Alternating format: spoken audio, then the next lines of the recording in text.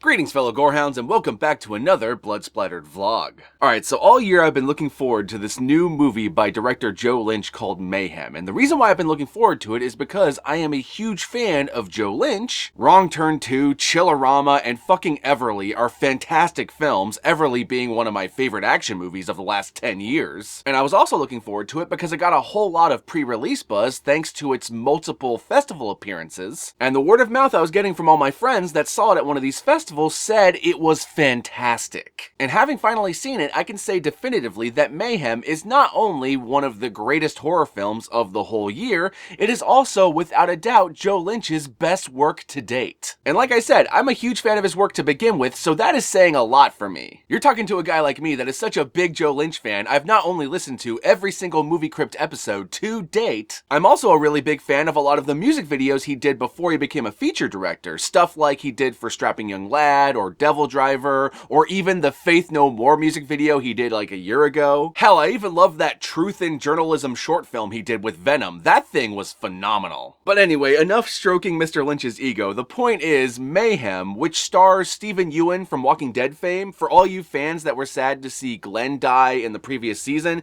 you get to see the actor who plays him in this movie playing a very different role and doing a fantastic job. But on top of Steven Yeun, the other lead in this movie was Samara Weaving, who some of you may remember was in the awesome horror comedy on Netflix called The Babysitter. And for those of you who didn't watch my vlog on The Babysitter, I adored that movie. That movie was a complete blast, and a large part of the reason why that movie ruled so much was Samara Weaving's performance. And I gotta say, as good as Steven Yeun is in this movie, Samara Weaving totally steals the show in this film. She plays this super badass heavy metal chick who's trying her best to play it straight and to keep her home, but because of a whole lot of corporate crap and legal loopholes, she's being evicted. So when you're first introduced to her at the beginning of the movie, she's this proper young lady who's just trying to save her home, and good God, when she starts to get upset, you start to get upset, because she's so good at playing this role that you start to feel empathy for her, even though it turns out she is way more badass than she's letting on. And then of course when the shoe finally drops and the mayhem begins, and she is kicking ass, you are right there with her. And she's quoting heavy metal songs and wearing a Black Dahlia Murder shirt and dissing the Dave Matthews Band. It's great. But like I said, Steven Yeun is still fantastic in this movie. Even though Weaving totally steals the show,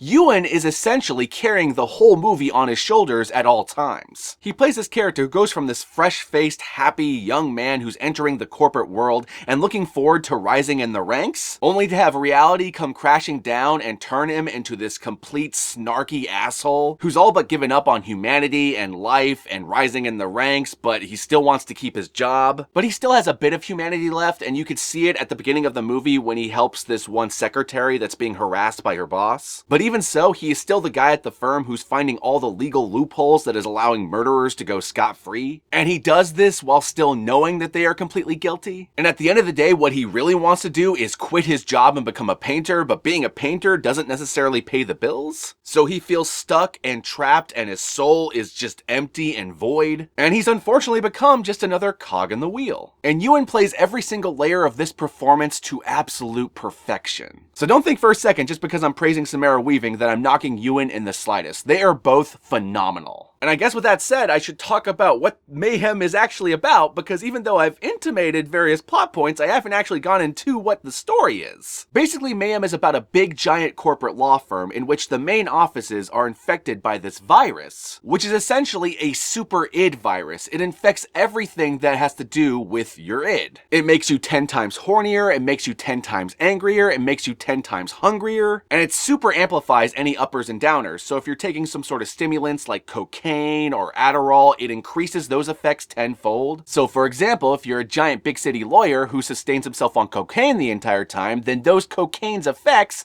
are going to be increased to the point where you are just a bloodthirsty maniac. And as a result, as the title suggests, when the office is infected by this virus, all mayhem breaks loose. And it happens especially bad in this particular law firm because one of the things that also is amplified by the virus is stress levels. So basically, people just start beating beating the crap out of one another and having all sorts of sex and just about every single crazy thing, and people that are like super anxious and depressed become like these cowering little like crazies under desks who are just losing their minds. So in a way, this movie's like a weird cross of The Purge 28 Days Later and The Belko Experiment. In fact, this movie and The Belko Experiment can kind of be seen as this year's equivalent of The Lost Boys and Near Dark. With The Belko Experiment being like the Near Dark of the two, it's more visceral, it's more violent, it's more gritty, it's more serious. Whereas Mayhem is a lot more like Lost Boys. It's way more of a horror comedy, it's way more satirical, and it's way more fun. And much like The Belko Experiment, this movie is also one giant metaphor for climbing the corporate ladder, as well as a completely vicious and scathing critique of the corporate world and the modern American economy. Which naturally leads to a question among horror fans: which is the better corporate commentary by way of horror film, The Belko Experiment or Mayhem? And for me personally, this goes back to the Near Dark versus Lost Boys thing. That entirely depends upon how I feel at any given time. Sometimes I want something more cheesy and fun and flamboyant, and that's gonna be Lost Boys or Mayhem. And sometimes I'm gonna want the more visceral experience of a movie that lays all the darkness to bear in the grittiest and most emotional way possible, and to that end, I'm gonna want The Belko Experiment or Near Dark. So in my opinion, which one is better? They're absolutely equally great. And with that said, my fellow gorehounds, I'm gonna put an Amazon affiliate link in the description below, in which if you click that link and buy the movie or rent the movie via that link, then I will get a nice kickback from that, and it will help me financially continue this show for years to come. And with that said, let us move on to the spoilers.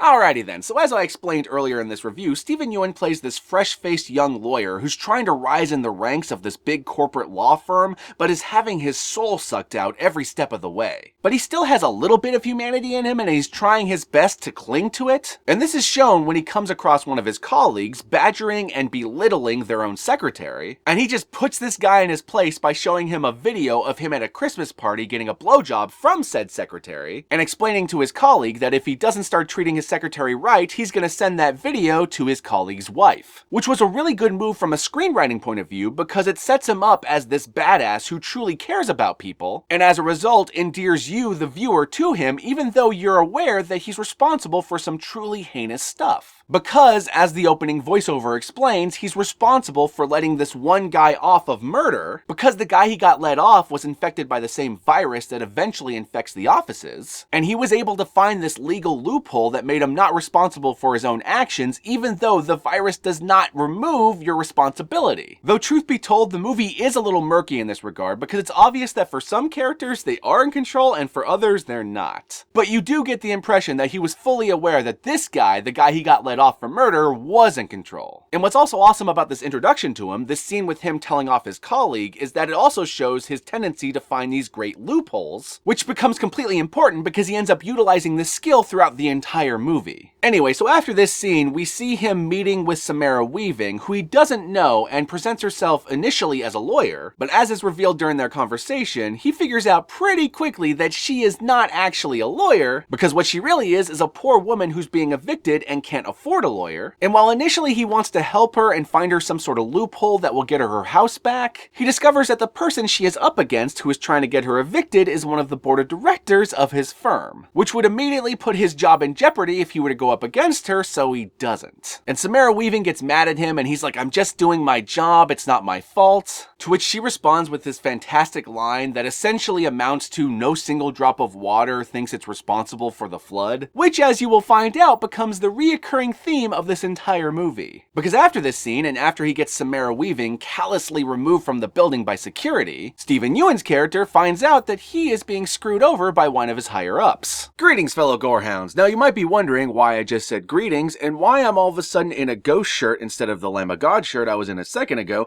and you might also be wondering why the framing is slightly different than it was a second ago. Well, the answer to that question is because yesterday, when I first started recording this vlog, the power went out in my apartment. And didn't just go out for a little bit, it went out for a couple hours, which meant that I had to basically wait until today to finish this vlog. Which, truth be told, made me a little upset and annoyed, but thankfully the power is back on and I can can now finish this review of Joe Lynch's Mayhem, so without further ado, let's do that. Alrighty then, so I believe yesterday I left off with Steven Yeun's character finding out that he's being screwed over by one of the higher-ups in his law firm. And it turns out the person that is screwing him over is known as the Siren around the offices, because she's constantly got the CEO's ear to her lips. And by that I mean she's basically like Jafar in Aladdin, or Wormtongue in The Lord of the Rings. She's whispering things in the leader's ear, and he seems to believe them unconditionally, despite the fact that 90% of the time they are completely untruthful. And this naturally leads a lot of people in the office to believe she's sleeping with the boss, but it's never actually confirmed in the movie. In fact, as far as I'm concerned, it seemed like she just manipulates everyone. And this includes the boss, though things that happen later in the movie indicate to me that he knew he was being manipulated, but he doesn't care because he also manipulates people. In fact, he finds manipulation to be a very appropriate tactic, so that's why she's rising up in the ranks. Which is also why someone like Steven Yeun needs to go, because even though he is slowly starting to learn those tactics, he's still at his core a good person. And you can't actually be a good person and be the head of this company, at least not the way it's currently run. So as a result of all these dynamics, Steven Yeun tries to blow the whistle on the Siren, but this ultimately ends up getting him fired permanently. And when they fire him, they send this guy that the people in the office call the Reaper, because he's the guy who handles all of the firings. And it's really cool because he's got this cane that kind of looks like a scythe, so he's got like this Reaper imagery going on. And this is also a good time to talk about one of the things that Joe Lynch does in the movie that is really cool visually. Because not only is this story being narrated by Steven Yeun himself, which is how we know that one of the characters is called the Siren and the other one the Reaper, but because the movie tells us that Steven Yeun wants to be an artist, Joe Lynch does this really cool visual thing in which he showcases all these parts of the movie with a painting. So like when he tells us that she's the Siren, it shows us this painting of her whispering into the boss's ear, but with like a serpent tongue. And when the Reaper shows up, it shows us a painting of him standing in the doorway, but with a scythe instead of his cane. And I really like this. It gives this movie this kind of like D&D kind of motif to it, even though it is about a corporate law office. And this D&D campaign high fantasy motifing continues later on when he runs into Samara Weaving and finds out that she's a huge metalhead. And as you all know, there is a whole lot of metal that is all about high fantasy and D&D shit. Anyway, as Steven Yeun is being kicked out of the office, we find out that in the water supply of the office is the virus that makes everyone's id go nuts. And as we find out the virus is infecting the water supply, the CDC shows up and puts a lockdown on the whole building.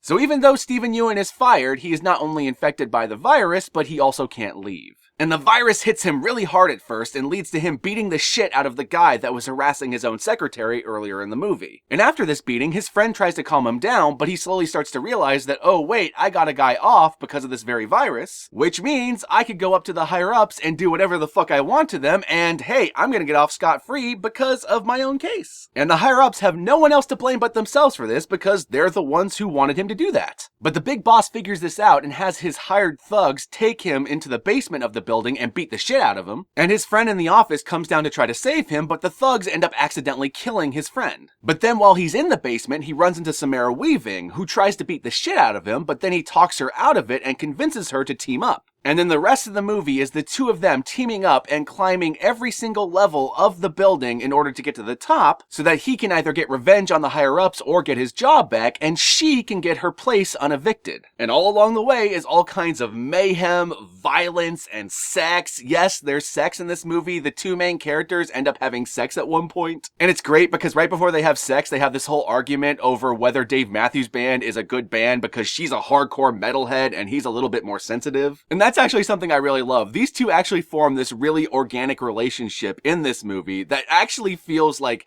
it's definitely like one of those, like they're sexually attracted to each other already and then the id just makes them go nuts over it. But it's not like presented like, oh, they found their like true love. This is a little bit more like they found like a good partner and they're gonna see how it goes. He even tells her that if they make it out of this, he's totally gonna take her on a date to a Dave Matthews concert to prove to her how good they are. And you can tell, even though she's a hardened metalhead who wouldn't be caught dead listening to Dave Matthews, that she wants to go because she likes him. And part of the reason she likes him is because over the course of this movie, he proves himself to be a complete and utter badass. Because at one point in the movie, he gets so high up in the building that the boss starts to get really scared, so he puts out a hit on Steven Yeun. And by a hit, I mean he basically offers all the accountants in the accountant section of the building like $450 or something like that. I don't remember the exact amount, but he offers them a substantial amount of money if they can kill Yeun. And when Yeun and Samara Weaving get up there and confront these accountants, he does this really badass speech to them. And while he's giving this speech, he's also talking to the psychologist who the CDC brought in to talk him down. But Yeun ain't having none of it, and he's doing his damnedest to come across like a complete and utter psychopath.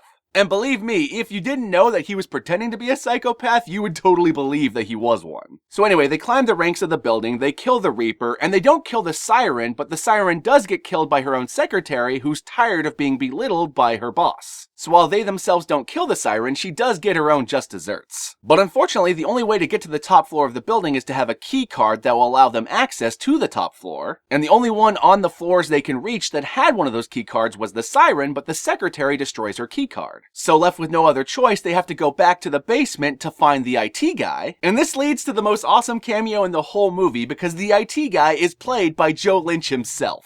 And the IT guy is one of the few guys in the whole movie that they actually get along with and don't hurt in the slightest. He completely works with them because he's sick of the people upstairs too. And he's a little worried for his own life, but he's obviously way more concerned with just fucking the people upstairs up. Because as the IT guy, he gets little to no respect from everyone upstairs, even though he's the one who keeps everything running. So anyway, Yeun, Joe Lynch, and Samara Weaving concoct this plan that involves luring one of the higher-ups downstairs so they can get her keycard. And what this plan basically is they put a virus in her computer that erases all of her files. And unfortunately, they are the only copies of the files because the IT guy erases every backup copy, except for one backup copy that the IT guy has downstairs, so if she wants her life's work back, she has to come downstairs to get it. So then she turns to the CEO, and then her, the CEO, and the hired gun concoct a plan in order to trap Yeun, Joe Lynch, and Samara Weaving. And as for how this scene plays out, I am not going to tell you because you're going to need to find out for yourself. But trust me, everything about the final act of this movie is 100% satisfying, it's super fun and funny, and even a couple times it's a little heart-wrenching, especially when it comes to Yeun and Samara Weaving's relationship. There's at least one twist and turn that almost had me hating Yeun, but thankfully it comes back around in a really good way. So if you're looking for a fun time yourself, then go into the description below and click my Amazon affiliate link so that you can watch Mayhem right now on your very computer screen. And with that all said, my fellow Gorehounds, be sure to like, comment, subscribe, and while you're down there, don't forget to ring that notification bell so that you're notified of my videos immediately upon their upload. And as always, peace out,